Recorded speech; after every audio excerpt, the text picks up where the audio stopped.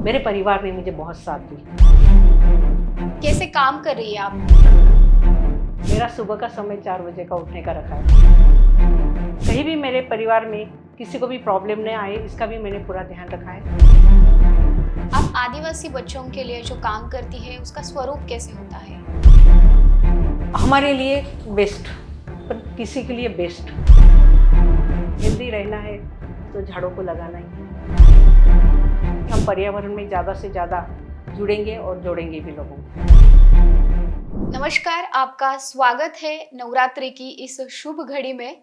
हम जैन नारी शक्ति के इस अनोखे प्रोग्राम के साथ आपके सामने आए हैं और आज हमारे साथ बनी है सामाजिक कार्यकर्ता विमल जी बाफना। आपका इस प्रोग्राम में बहुत बहुत स्वागत है।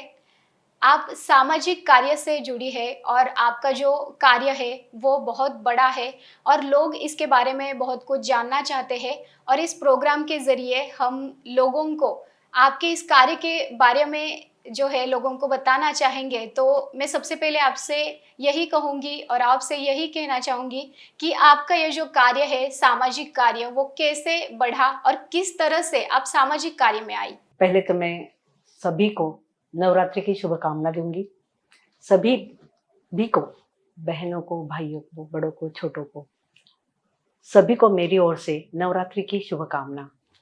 और आपने जो सवाल कहा है कि मैंने इस सामाजिक कार्य में कैसे आई, ऐसे तो सामाजिक कार्य हमारे पूरे फैमिली में, मेरे मायके में कहो या ससुराल में कहो, पहले से ही है। मतलब मैं इनबॉर्न इस सामाजिक कार्य के आजू बाजू ही रही हूँ, तो ऑटोमेटिक अंदर आ ही गया है। ऐसा इसके लिए कुछ अलग से मुझे करना नहीं पड़ा, वो था तो उसी में आगे बढ़ गई। हमने सुना है आपकी जो शादी है वो बहुत कम उम्र में हुई और आपको शिक्षा भी पूरी करनी थी, पर आपकी शादी जल्दी हुई इसलिए आप अपनी शिक्षा पूरी नहीं कर पाई। लेकिन जब आपने अपनी पारिवारिक ज़िम्मेदारियां हैं उनको पूरा किया, उसके बाद आपने आपकी पढ़ाई पूरी की और आपने साइकोलॉजी में मास्टर डिग्री भी कंप्लीट की है। तो ये आपने कैसे मुमकिन किया? क्योंकि उस ज़माने में एक महिला को शिक्षा लेना इतना आसान नहीं था और बहुत परेशानियाँ भी आती थी, तो आपने ये कैसे मुमकिन किया? नहीं, इसके बारे में मैं अगर कहूँ तो मैं एक मुझे ब्लेसिंग है अच्छे, गुरु भगवंत के बोलो या मेरे ईश्वर के बोलो, मेरे परिवार ने मुझे बहुत साथ दी। मुझे परिवार का जो साथ मिली वो एक मेरे लिए एक आशीर्वाद रूप में से मेरे मिस्टर ने, और सबसे ज़्यादा मेरे ससुर जी की इच्छा थी कि मैं जिस दिन इस घर में आई, उसी दिन उन्होंने कहा कि मुझे मेरी बहू माइक पर बोली हुई देखना है। और मेरे मिस्टर की तो इच्छा थी कि मैं आगे जाकर एजुकेशन लूँ, पर हम जॉइंट फैमिली में थे, पारिवारिक ज़िम्मेदारियाँ भी थी और बच्चे भी थे। मेरा बड़ा बेटा 10th स्टैंडर्ड में जाने के बाद मैंने भी कॉलेज में एडमिशन लिया। आप जो बहुत सारी संस्थाओं से जुड़ी है, उसमें बहुत सारी है, लीप संस्था है या आदर्श जैन पाठशाला है, तो आपने इतनी सारी संस्थाओं से कैसे जुड़ा चाहा और कैसे काम कर रही है आप? और आप जो है मैनेजमेंट कैसे कर लेती है सब कुछ? मैनेजमेंट करना, देखो मैंने तो मेरा दिन ही पहले दिन की शुरुआत ही मैंने थोड़ी जल्दी शुरू कर दी। मेरा सुबह का समय 4 बजे का उठने का रखा है और मेरे सारी ड्यूटी मैंने पहले से ही अपने अच्छे से निभाने की कोशिश की। जो भी है मेरा पारिवारिक काम है, मुझे करना ही है, मुझे एजुकेशन भी लेना है और समाज में भी काम करना है। ये मेरी तीनों भी मेरे एक विशेष रूप में रहे हैं, मेरे दिल के अंदर थे और मुझे वो करना ही है। तो मैंने तीनों चीज़ें अपना समय की मैनेजमेंट रखते हुए मैंने की है। कहीं भी मेरे परिवार में किसी को भी प्रॉब्लम न आए, इसका भी मैंने पूरा ध्यान रखा है और पूरी अच्छी तरह से निभाने की पूरी कोशिश की। पर एजुकेशन में मैंने सुबह का समय मतलब उचित समझा और मैंने पढ़ाई तभी की और पूरा दिन अपने घर के लिए मैंने दिया। उसके बाद दोपहर का टाइम मैंने समाज के लिए दिया। ओके। आप आदिवासी बच्चों के लिए भी बहुत काम करती है, महिलाओं के लिए भी, आरोग्य में भी, तो ये सब कुछ कैसे कर लेती है आप? ज़रूरत है आज आदिवासी बच्चों को भी हमारी। जब हम यहाँ हैं, तो वो भी वहाँ हैं, तो उनके लिए हमें कुछ ना कुछ करना ही चाहिए। तो ऐसे ही मुझे सामने आ गया कि आपको ये काम करना है, आप काम कर सकती हो का, तो ज़रूर मुझे बहुत खुशी हुई और उन लोगों के साथ काम करने में क्या उनकी ऐसी कोई बहुत बड़ी रिक्वायरमेंट नहीं रहती है, मैंने देखा। एक तो एजुकेशन है, फूड है, कपड़ा है, तो वो सारी चीज़ें, और वैसे गवर्नमेंट भी तो अपने को हेल्प कर ही रही है, फिर भी मुझे जो अपने से होता है, बनता है, वो करने की कोशिश मैंने ज़रूर की है और करना भी चाहूँगी, इसके आगे भी करना चाहूँगी। उनके लिए जो भी ज़्यादा से ज़्यादा हो सके वो काम करना चाहूँगी।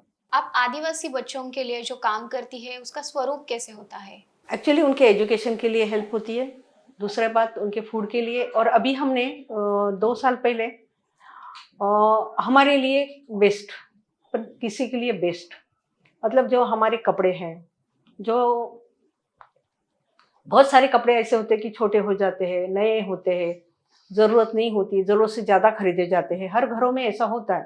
तो हमने वो कलेक्ट किए और पूरे देश भर के लोगों को हमने कहा, जब मैं एक राष्ट्रीय महिला अध्यक्षा रही, तो मैंने सब देश भर की हमारी सभी महिलाओं को कहा कि तुम ये काम कर सकती हो, और उन्होंने पूरे देश भर में ये काम किया गया और ट्राइबल बच्चों को, वो आदिवासी बच्चों तक या फिर जिनको ज़रूरत है उनको दिया, पर हमने ज़्यादा से ज़्यादा आदिवासी बच्चों को वो कपड़े दिए, और वो इतने अच्छे कपड़े रहने से उन लोगों की लिए बेनिफिट हुआ है। आपका जो काम है वो बहुत ज़्यादा सराहनीय तो है ही, पर हमारे जो यूनिसेफ जैसी वर्ल्ड ऑर्गेनाइजेशन है, हमारे देश के तत्कालीन राष्ट्रपति डॉक्टर एपीजे अब्दुल कलाम साहब, उनके द्वारा आपको सम्मानित किया गया है। तो वो क्या भावना थी? क्योंकि आप काम कर रही है और आपको इतने बड़े लोगों के सामने आपको शाबाशी मिले, तो क्या लगता है उस वक़्त की क्या भावना थी आपके मन में? वो काम तो मेरी बेटी के साथ किया गया है। मेरी बेटी ने बहुत काम किया है, यूनिसेफ के लिए भी किया है, देश के लिए भी, और आदिवासी बच्चों के लिए भी उसने बहुत काम किया है। आज वो बिज़नेस लाइन में गई है, पर उसने सामाजिक सेवा बहुत की है। उसके साथ मैंने भी काम किया है, तो ये श्रेय तो उसको ही जाता है, क्योंकि उसने ये काम बहुत अच्छे से किया हुआ है। आपकी जो फैमिली है वो बिज़नेस फैमिली है, आप एक बिज़नेस फैमिली से आती है और सीएसआर फंड के ज़रिए ही आप जो है अपना सामाजिक दायित्व निभा रही है।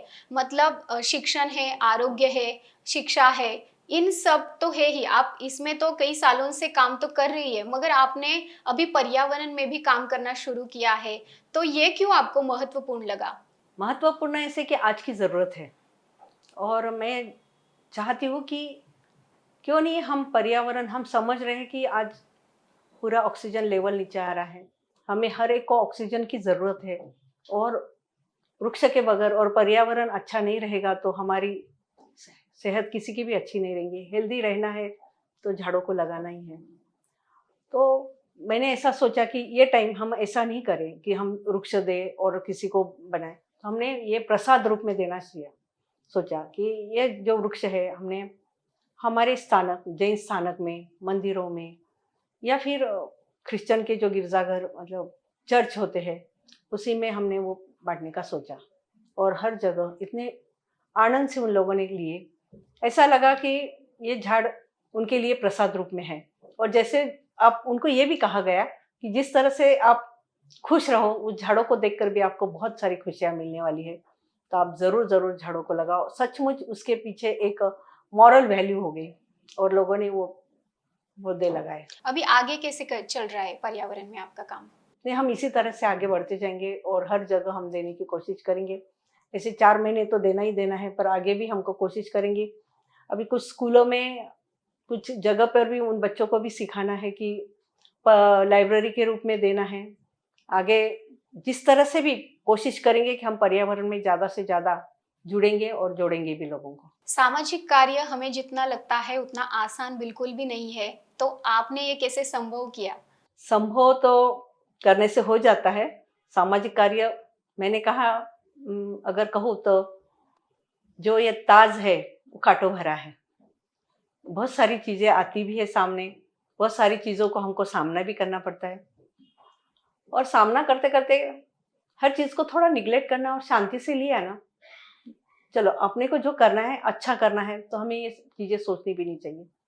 अगर हम ऐसा सोचेंगे कि ये गलत हो रहा है, कोई गलत काम कर रहा है, या हमारे लिए कुछ तो उसकी तरफ हमने अगर ध्यान नहीं दिया तो कुछ नहीं होगा।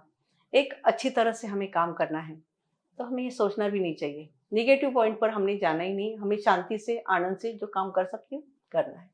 इतना सब कुछ सुनकर आपका जो कार्य है वो बहुत बड़ा और बहुत अच्छा लगा है। मगर कई ऐसे समाज में लोग हैं जिनके पास धन है, जिनके पास समय है, पर वो आपसे जुड़ना चाहते हैं, तो ऐसे लोगों के लिए कोई व्यवस्था है? आपका कोई संपर्क है या कोई ईमेल आईडी है? मेरा फ़ोन नंबर तो मैं ज़रूर दूँगी, पर सबको कहूँगी मैं पहले, पहले खुद स्टेबल हो जाएँ, अपनी आर्थिक स्थिति को देखें, क्योंकि हमें इस चीज़ों के लिए अपनी आर्थिक स्थिति भी मज़बूत ज़रूरी है। और जैसे मैं बचपन में मेरे दादा ने या मेरी दादी ने, नानी ने, सबने मेरे ससुर जी ने, सबने एक ही बात हमको सिखाई, तुम ₹100 कमा रहे हो, तो ज़रूर ₹10 का दान देना ज़रूरी है। तो अवश्य देते रहो, तुम कमाओ और तुम दान दो। किसी पर डिपेंड मत रहो, किसी को तकलीफ मत दो, जितना हो सके उतनी सेवा ज़रूर करो और हमें दान देना ही चाहिए। दान का महत्व हमारे पूर्वजों ने भी हमारी परंपरा से आया हुआ है। हमारे सारे धार्मिक ग्रंथों में भी यही बताया कि तुम्हें दान देना चाहिए। दान देने से तुम्हारी मन की जो सुकून मिलता है, शांति मिलती है, वो एक विशेष होती है। ये बहुत बड़ी बात है। इस नवरात्रि के अवसर पर आप लोगों को क्या सलाह देना चाहेंगी सामाजिक कार्य के बारे में? लोगों को यही कहूँगी, अपने अंदर की सच्चाई को हमेशा जागृत रखिए। अंदर एक ऐसा स्पिरिचुअल पावर रखिए जो तुम्हारे लिए हमेशा सदैव साथ रहे, और प्राणायाम करिए, पर्यावरण के साथ जुड़िए और ज़्यादा से ज़्यादा योगा, मेडिटेशन कर कर आप अपना उज्जवल भविष्य बनाएँ। आपका जो कार्य है वो बढ़ता ही जा रहा है, लेकिन आगे की प्लानिंग क्या है? क्या-क्या करने वाली है आप? मुझे भविष्य में तो बहुत कुछ करने की सोच है, पर पहले पर्यावरण, एजुकेशन, मुझे एजुकेशन पर ज़्यादा काम करने की इच्छा है। एजुकेशन ज़्यादा से ज़्यादा बच्चों तक पहुँचे। हमारे संस्कार रूपी एजुकेशन अगर लोगों तक पहुँचे, तो हमें ज़्यादा खुशी होगी। क्योंकि आज ज़रूरत है संस्कारों की। संस्कार यानी कोई ऐसी चीज़ नहीं है कि हमें मंदिर में जाकर बैठना या इधर है। एक मॉरल वैल्यू हर एक के अंदर होनी चाहिए, और मैं जानती हूँ कि हर एक के अंदर एक अच्छी खूबी होती है। हर इंसान अच्छा होता है, कोई भी बुरा होता ही ज़रूर। नहीं है। मैंने किसी को भी बुरा देखा ही नहीं, बस हमारा नज़रिया अच्छा रखो। यही कहना चाहूँगी सबको कि अपना नज़रिया बदलो, सारी दुनिया बदली हुई दिखेगी। तो ये थी विमल जी बाफना, जिन्होंने सामाजिक क्षेत्र में शिक्षा, आरोग्य, महिलाओं के लिए, आदिवासी बच्चों के लिए और पर्यावरण में भी बहुत अच्छा काम किया है। उनका काम शुरू है। आपको नवरात्रि की बहुत-बहुत शुभकामनाएँ और आपने समय दिया, इसलिए आपको धन्यवाद। और मैं कहना चाहूँगी, हमारे जो गुरु भगवंत हैं, वो हमारे इस सेवा के लिए सब में ज़्यादा प्रेरणादायी ठहरे हैं। मेरे जीवन में सबसे ज़्यादा प्रेरणा मुझे उन संतों की भी मिली है। तो विमल जी के कार्य से बहुत सारे लोग प्रेरित हुए हैं और हम आशा करते हैं कि अन्य जो लोग हैं वो भी इस मुलाकात के ज़रिए लोगों तक जो उनका कार्य है वो पहुंचा जाए और उनके कार्य में जो है अधिक बढ़ावा आ जाए। आपके कार्य के लिए हमारी ओर से बहुत-बहुत शुभकामनाएँ। धन्यवाद।